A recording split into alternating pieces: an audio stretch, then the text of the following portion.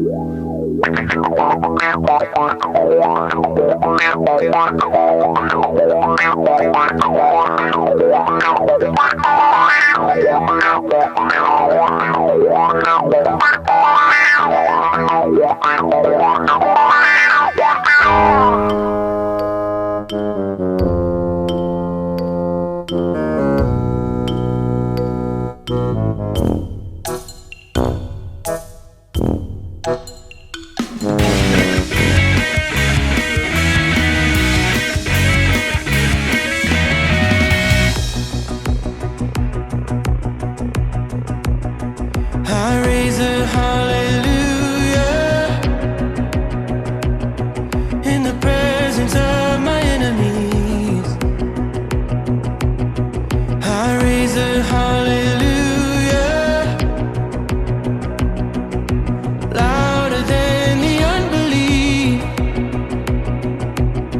I raise a hallelujah. My weapon is a melody. I raise a hallelujah. Heaven comes to fight for me. I'm gonna sing in the middle of the storm, louder and louder. You're gonna hear my praises roar. Up from the ashes, hope will arise. Death is defeated, the King is alive.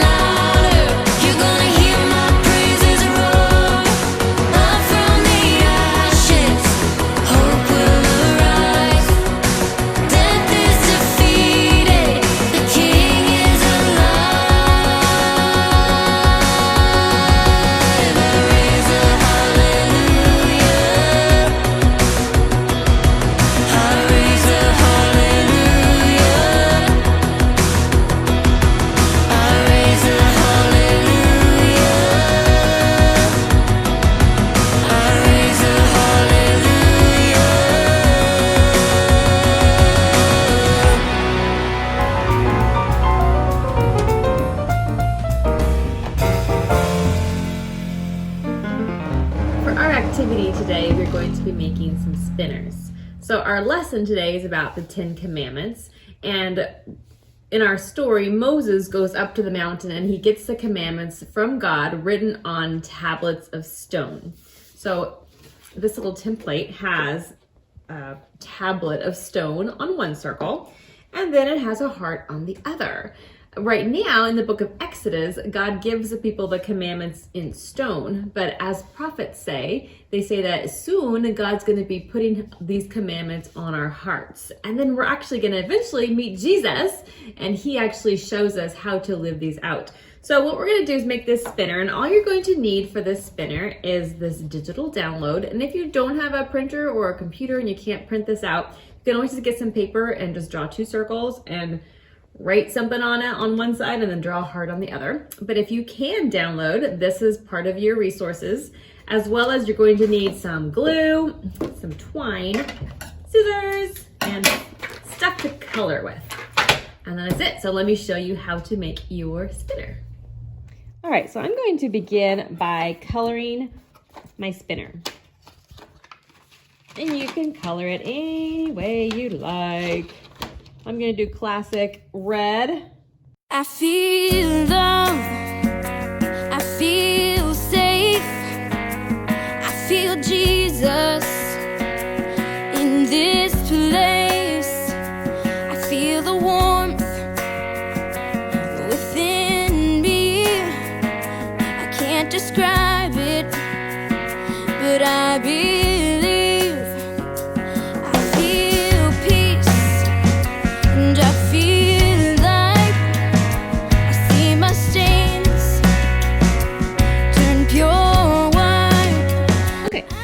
Have colored. Now, as you can see, there are 3 different spinners you can make. So if you have more than one person in your house who wants to make a spinner, you can just use 1 page.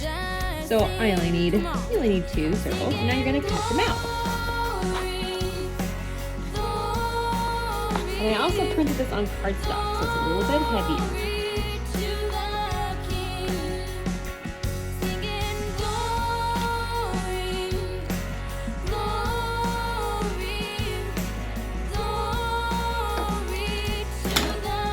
All right, now you have 2 circles. You're going to take your twine. You're going to wind it a bit and get a nice length, about a, 1.5 foot. You're going to lay it out, and right in the middle. And this is the tricky part. You want to make sure you don't accidentally put your commandments upside down. So you want to make sure they're the same direction.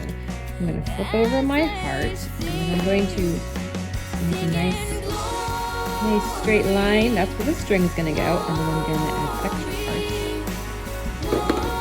Okay, so center my string right there. Right, and then take my commandments.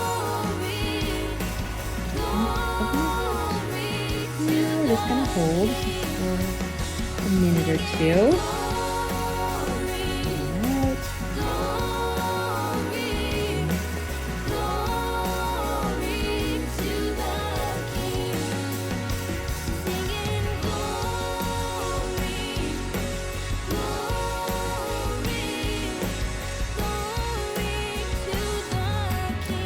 All right, so I have let my spinner dry just a little bit, and now we're going to give it a try. Now on this side it says, love the Lord your God with all your heart. Love your neighbor as yourself. And on the other side is our heart. God gives us these commandments because he loves us. These are a gift actually from God to us.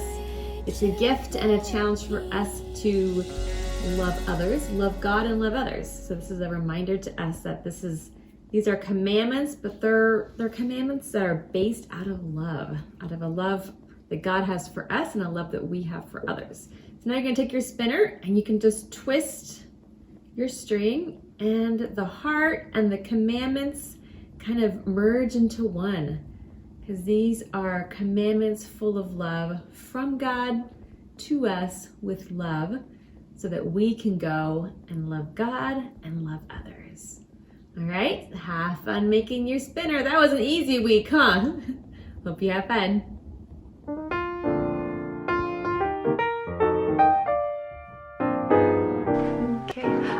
todos, es Karina aquí otra vez y hoy vamos a aprender los versículos 1 a 4 del Salmo 63. Hello my friends, today we're going to be learning Psalm 63 verses 1 through 4 in Spanish. Ok amigos, vamos a hacer nuestras caricaturas que usamos la otra vez y esto viene siendo el río que hicimos, el sol y el corazón. Ahora se los voy a leer primero y luego después de esto vamos a practicarlo con las caricaturas y después de esto lo vamos a hacer con nuestras manos, ¿vale? Va. Dios, Dios mío eres tú. Temprano te buscaré, mi alma tiene sed de ti, mi carne te anhela en tierra seca y árida donde no hay aguas. Y es todo. Es el versículo 1. So this is only verse 1 that we're going to be doing, so it may sound like it's being cut off because it is. So let's do it with the caricaturas, with our little figurines. Dios, Dios mío eres tú, temprano te buscaré. Mi alma tiene sed de ti, mi carne te anhela en tierra seca y árida, donde no hay aguas. Okay, let's do it one more time, okay? This translation is not directly the same as it is in English. So I'm trying to do it the same way that we do it in English, but it may not make too much sense in Spanish. So maybe we'll change this up the last week, but I want us just to think about what we're doing and what we're saying so that it kind of makes sense, okay? So, Dios, Dios mío eres tú, temprano te buscaré, mi carne te anhela, en tierra seca y árida donde no hay aguas. Okay? That's it for today. Okay, so let's do it with our hands. Ahora lo vamos a hacer con nuestras manos. Dios, Dios mío eres tú, temprano te buscaré, mi alma tiene sed de ti, mi carne te anhela en tierra seca y árida, donde no hay aguas. So the translation says, en tierra seca y árida, in a dry place, where there's no water. So I'm just doing the water, I'm not doing the sun. I guess we could do the sun. If you guys want to do the sun, I'm not going to do it, but if you want to do the sun, it'll look like this, okay? So, Dios, Dios mío eres tú, temprano te buscaré, mi alma tiene sed de ti, mi carne te anhela, en tierra seca y árida donde no hay aguas. Yes, I can't do the water. Okay. So, vamos a hacerlo una vez más. Let's do it one more time. Dios, Dios mío eres tú, temprano te buscaré, mi alma tiene sed de ti, mi carne te anhela, en tierra seca y árida, donde no hay aguas. That's it for today, okay, my friends? So, es todo para hoy, mis amigos, y espero que les haya gustado. La semana próxima vamos a aprender el versículo 2, quizás el 3 también, a ver cómo nos va. Next week we're going to learn 2, a little bit of 3, and then we'll end up with 4 our last third week, okay, my friends? Muchas gracias por todo y que tengan un buen día. Bye.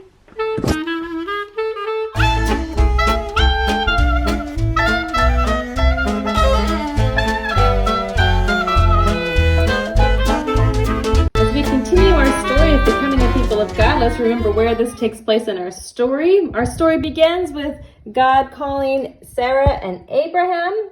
He calls them to travel to new places, and they had children and grandchildren. And a lot of these stories with Esau and Jacob and Joseph, a lot of the family, the siblings, they wronged each other, but they always made peace.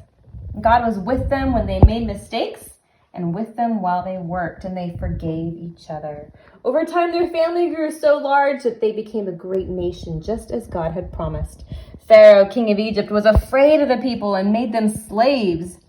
Pharaoh commanded that all the Israelite baby boys be killed. Moses' mother and sister kept him safe. God saw the suffering of the people and chose Moses to lead them out of slavery. Moses went to Pharaoh and told him to let the people go.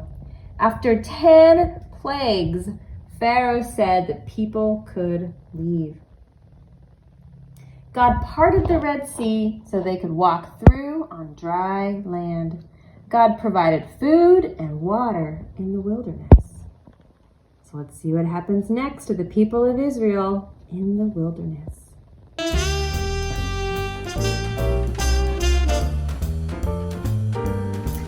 Welcome to our story time. So as I've been saying all morning, today we finally end up at Mount Sinai. So let's check out our map and see where we're at.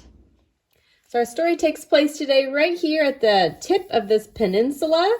This is called the Sinai Peninsula and Mount Sinai. Remember we talked about a few weeks ago, they're not sure if Mount Sinai was actually over here in the land of Horeb. They're not really sure, but somewhere in this general area. And here is the Red Sea that they crossed last week, and it took them 3 months to get from here to here because they are a huge group of people. It takes a long time for men and women and children and livestock, elderly, all their stuff. They're taking everything they have and journeying in the wilderness. So it just takes a long time to move that many people. So we end up here in our story, and the destination point is up here in the land of Canaan, is up here actually in Israel, this area. But they don't actually enter this area until 40 years later. So they do a whole lot more wandering and wandering. God has a lot more things to work out in his people before they're ready to enter the promised land. So here's where our story takes place, Mount Sinai. All right, so the people of God are finally at the base of the mountain. This story takes place in Exodus chapter 19 and 20. So we have Genesis, and then we have Exodus, and then we're about halfway through the book of Exodus. This story takes place about 3 months after they left Egypt. So now they have wandered around the wilderness for 3 months and have made it all the way down the Sinai Peninsula to Mount Sinai. And during that 3-month period, a lot has happened, right? They have escaped Egypt through the waters we talked about last week. And then also they've had 3 months of learning to trust God. So they have needed food, and what's happened? Remember, we had the rain, the manna has come down every night, every early morning, the people to eat. They've had the miracle of quail. They've had the miracle of Moses turning the bitter water to be better water, to be better tasting sweet water. So a lot of miracles they've experienced within this 3-month period. Now there's a lot here, but we are going to skip all that because during our summertime, we actually studied Moses and his wandering in the wilderness. So if you want to hear about what the Israelites learned as they wandered with Moses, go back into the summer videos and watch those. But today, they finally make it to Mount Sinai. So our story starts off in Exodus chapter 19. I'm going to write that down. All right. So in Exodus chapter 19, God says in verse 3, we're going to start in verse 3, and here's how it goes. Then Moses went up to God. The Lord called him from the mountain. He said, "Here is what I want you to say to my people who came from Jacob's family. Tell the Israelites, you have seen for yourselves what I did to Egypt. You saw how I carried you on the wings of eagles and brought you to myself." So that's kind of how God frames this story of the 10 Commandments. He's not giving them rules to follow, but he's saying, hey, remember how much I love you. Remember how I carried you, I rescued you out of Egypt, and I'm taking care of you. God is using imagery to show how much he loves his people. And that is the context of the 10 Commandments. So its foundation is a place of love.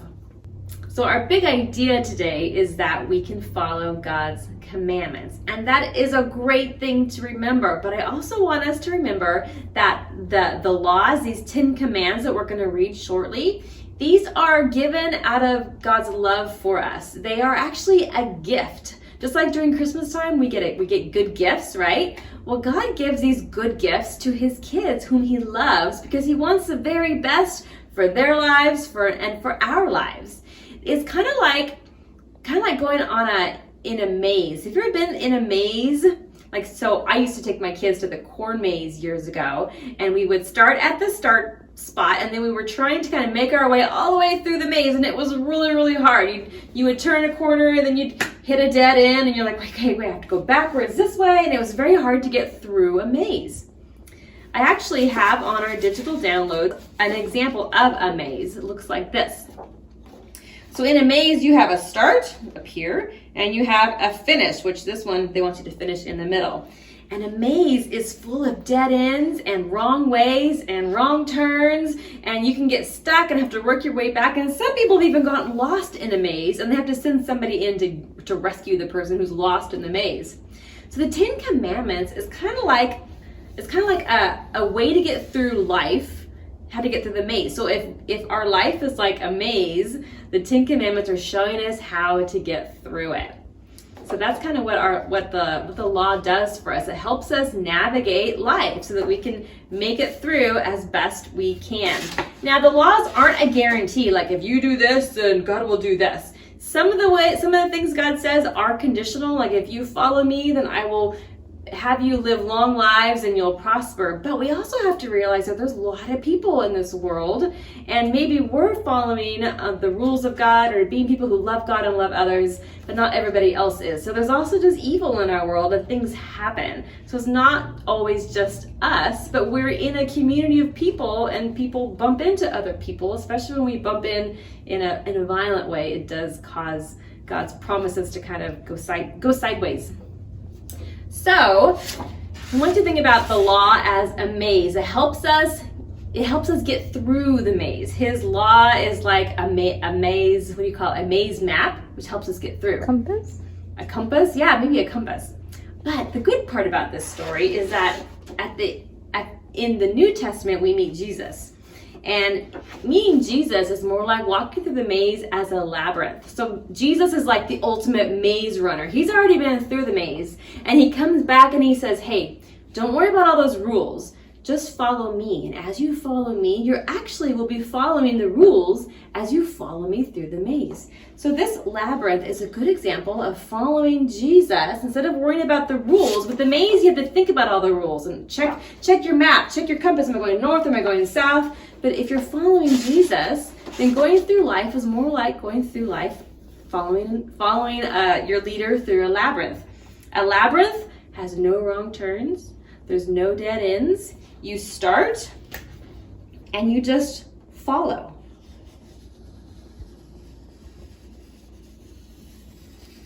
And it's very peaceful.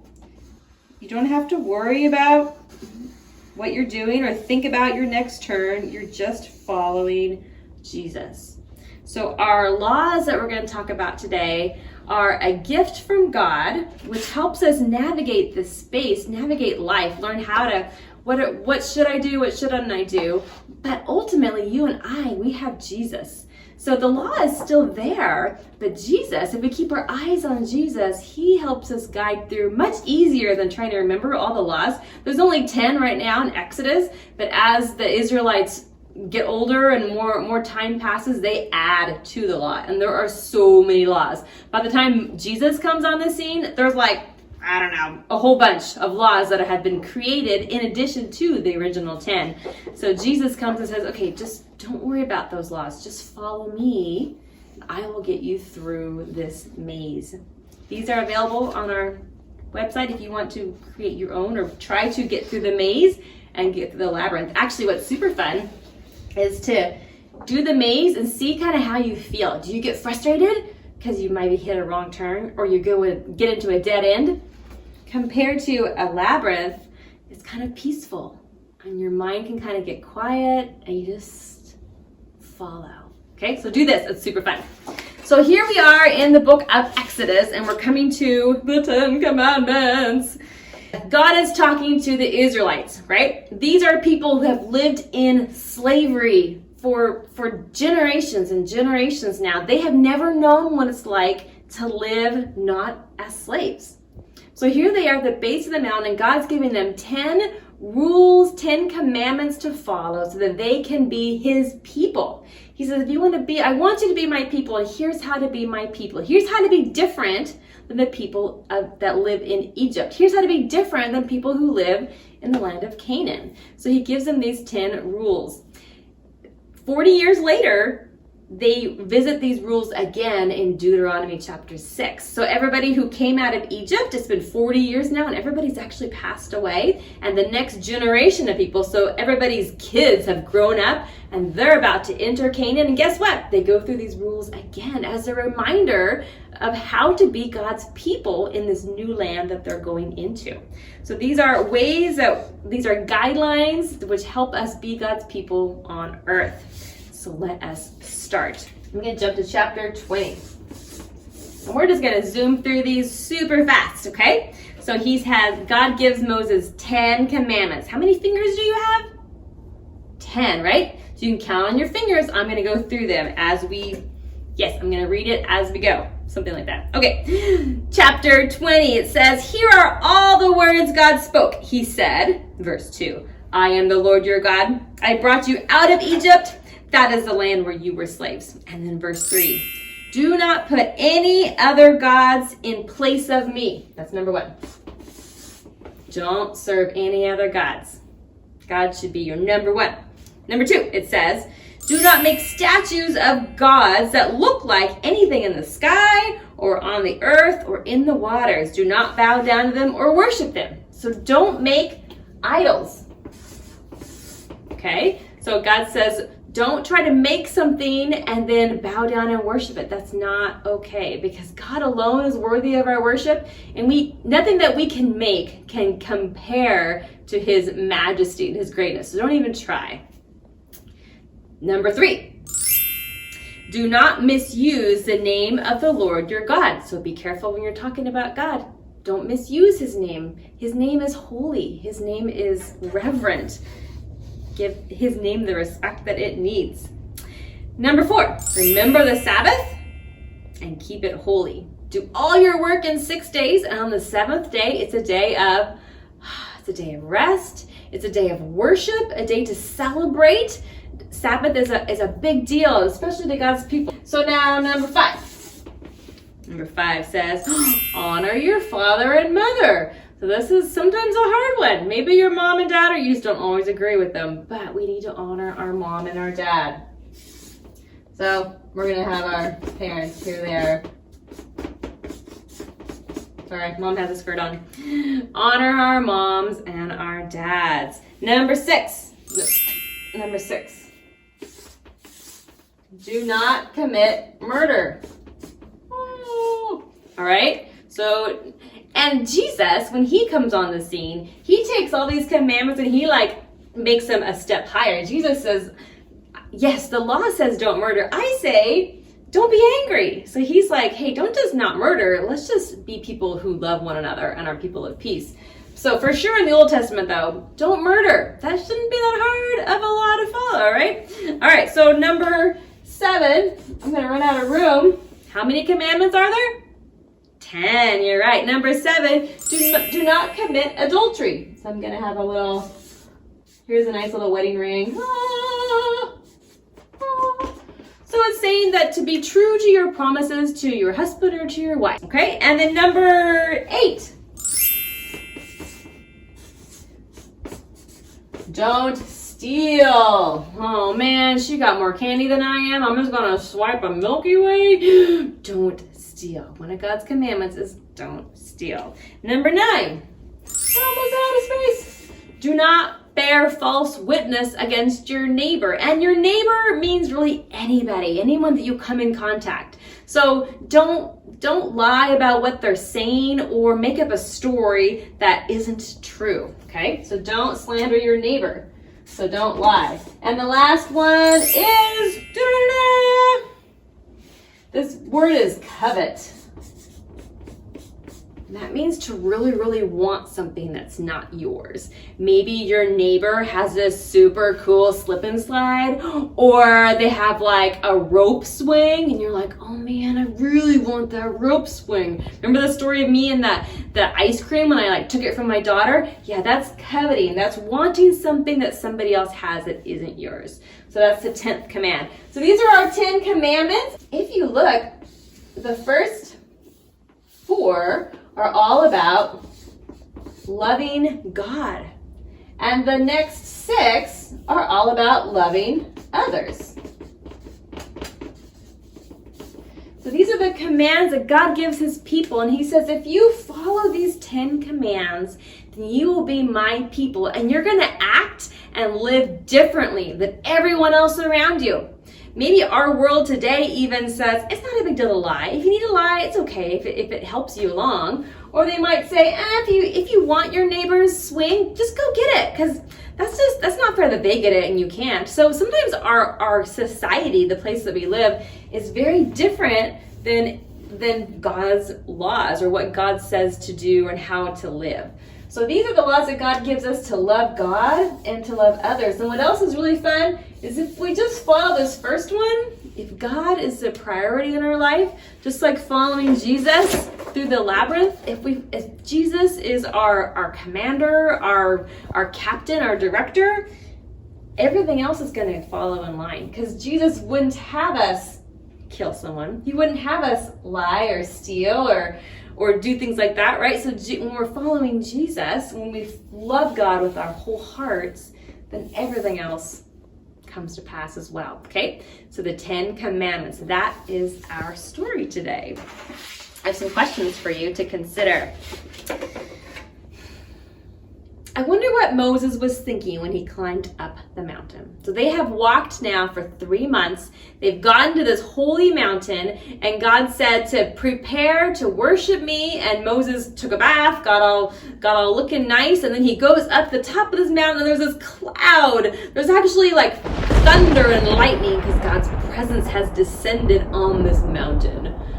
What do you think Moses thought about that? What if God said, hey, come on up and see me, and there's like, that takes a lot of bravery, huh? Yeah.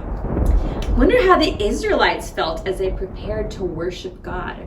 Remember way back in Egypt, what did they keep saying to Pharaoh? Let us go so we could worship God in the wilderness. So they finally got to go. They've wandered for 3 months, and they're finally here at this mountain of God, and they're like, what does this mean to worship God? What's gonna happen?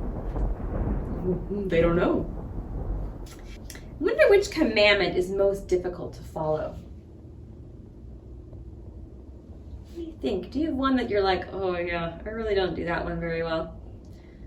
Is there one that's more difficult?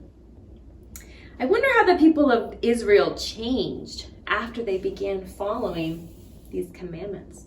I wonder how different living in Egypt was before they had these commandments. And now that they're following God's commands, do they begin to look different than other people who live in the same area?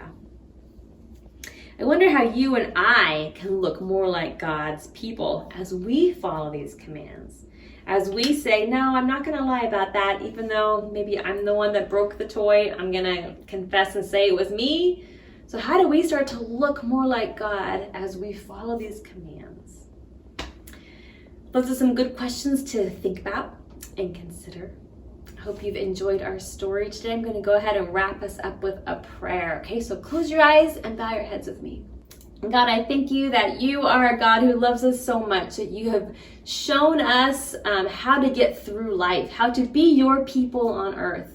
Thank you for this roadmap that you've given us that gives us clues as to how to turn right and how to turn left and how to live life as your people here on earth. We thank you especially for Jesus, who has gone through the maze and has come back and shown us the way to be your people here on earth. God, I pray that we would keep our eyes on Jesus, and Jesus, you would, just like you guided the people all through the wilderness, that you would guide us through our lives and help us be your men and women, your young girls, your young boys who follow you and become your people. In Jesus' name, amen.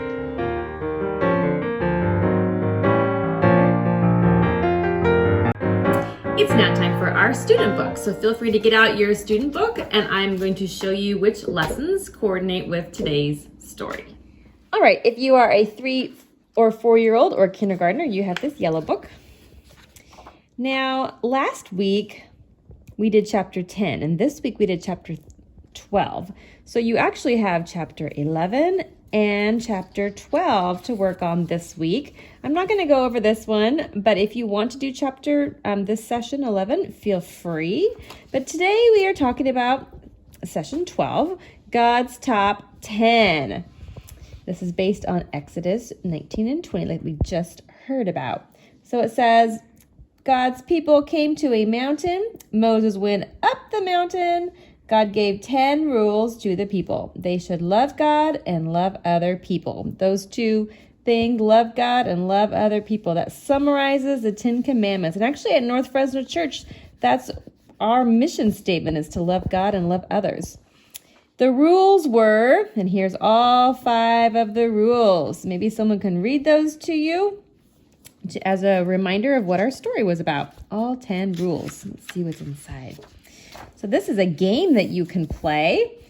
Love God, love others.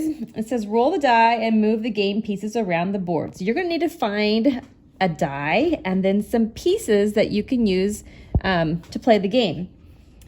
It says you can share the piece or take turns. When you land on a picture, so let's say you land on this one, say a way that someone in the picture is showing love to God or other people in the picture. So it looks like, one little girl has a xylophone that she's playing and singing, and the other one looks like she has a tambourine.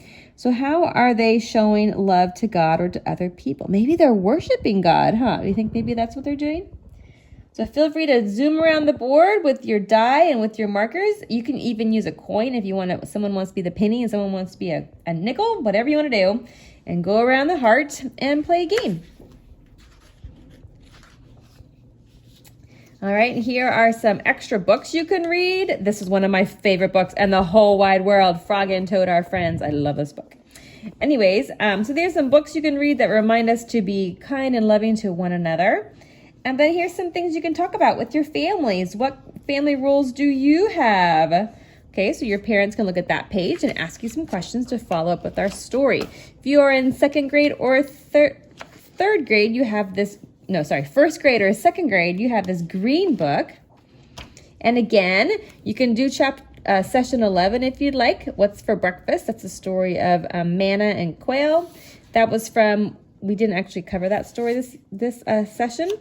But we did talk about session number 12, which is God's top 10. So after 2 months in the wilderness, the Israelites set up camp at Mount Sinai. Moses went up the mountain to talk to God. So feel free to read the story that we just covered, just as a reminder of our story. And then you have this challenge. It says, follow the dotted line to connect the words of the Bible memory verse together. What do you notice about the pictures on the page? So start at the star. Here's our star. And we're going to connect the dots. Okay. As long as, and try to go all the way around, connect the dots, and then see, what do you notice about, what is everyone doing in all the pictures? And on page 3, it says, how do you get ready for church? Of course, right now, we don't have church in person. You're watching online. But how do you get ready for it? It's a good question. Do you brush your teeth? Do you eat breakfast before church? After church? Choose clean clothes? Put on shoes? Brush your hair? What did you used to do when you would come to church in person? And what do you do now? How is it different? Here's some more family fun.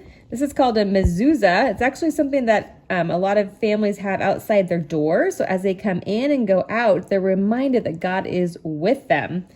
So you can read about a mezuzah. And then here's a fun nature scavenger hunt that you could do with your family.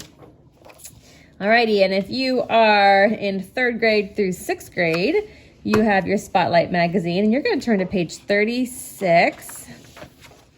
Page 36, and you also have a 10 Commandments game. Now, here's a trick with you guys. It wants you to also have printed out these question cards that were in my teacher packet. So I have these as part of your digital downloads on our Google Classroom and on our website. So print these out and then cut them out, and they're going to use these to go with this game. All right, so that's where these are at. It says, place the question cards face down beside the board, roll a die. So you're going to need to find another die. And then advance. You're going to start here. And then advance that number. follow the directions on the space. If you land on the space of the question mark, draw one of the question cards and answer the questions. If you answer it correctly, you get to roll the die again. Okay, so you can race your sister, brother, mom, dad, whoever, or teddy bear all around and see who can finish the 10 Commandments game. Another thing you can do is on page 17, you can practice the memory verse that Karina just went over with us today. Of course, she did it beautifully in Spanish, but hopefully from last week, you've been memorizing it also in English. So you can decode Psalm 23. So it starts off with number 18. So you're going to look at, you're going to have to fill in, wait. Okay, so it says, can you decode the message from the Bible? Figure out which number belongs with each letter and fill in the blanks. Some of them are provided for you to get started. So this is a little tricky. So, okay, so do you remember what word we start with? Yeah, it's I have seen. I'll tell you the first few, and hopefully you've been memorizing it so you can fill it in. So I'm going to do, under the I, I'm going to write 18, and so the H is 23, the 19, A is a 19, and the V is a 1. Okay, and see if you could figure out the whole psalm. And here's a coloring page you could do as well. All right, so those are our student books for the week.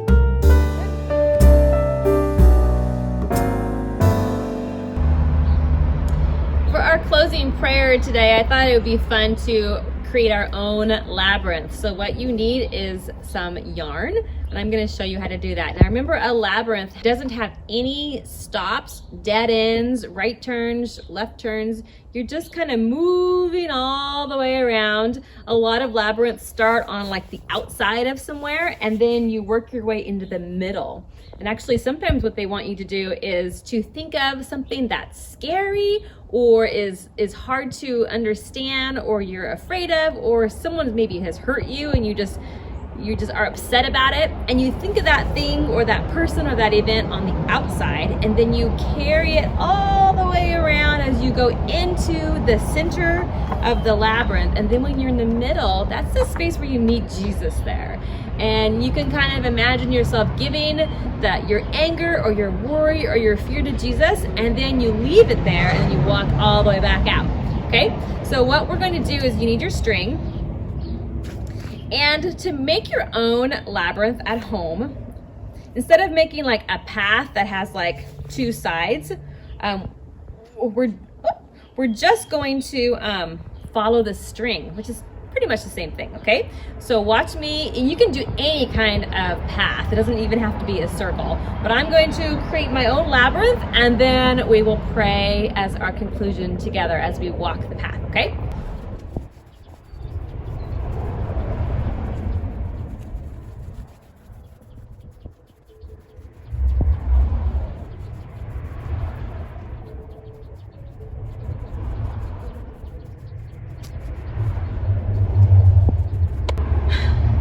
All right, so we are going to start by taking 3 deep breaths.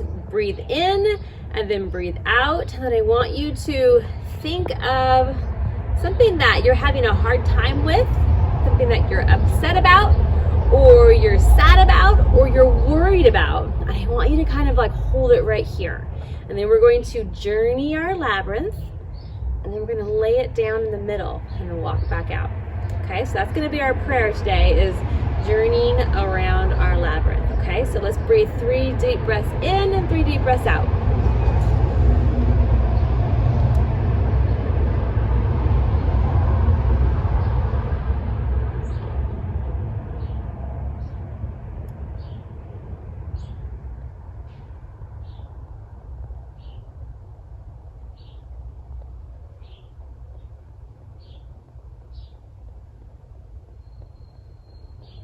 I want you to think of something that you want to bring to Jesus. And if you can't think of anything, you can always just pray and say, Jesus, what is it that's blocking me from your peace? And then when you have that person or that situation, I want you to start walking your labyrinth. Here we go.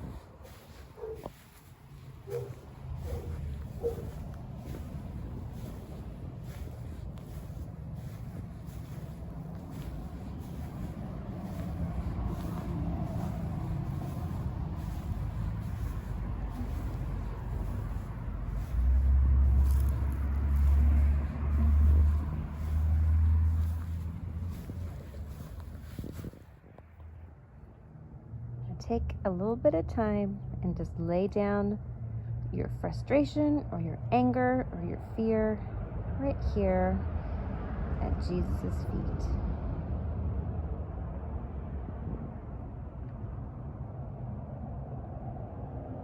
And when you're ready, we're going to follow Jesus all the way back out. So all we need to do is follow Jesus. We don't need to think.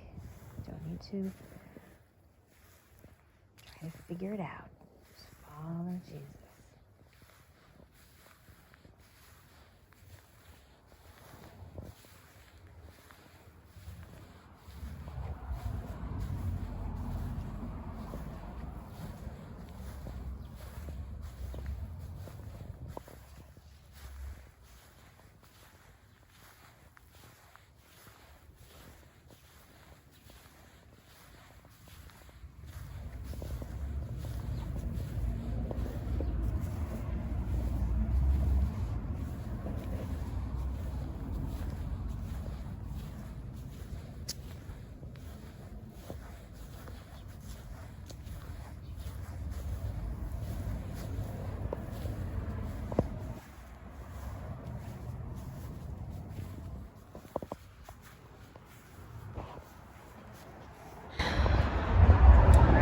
That's our prayer today.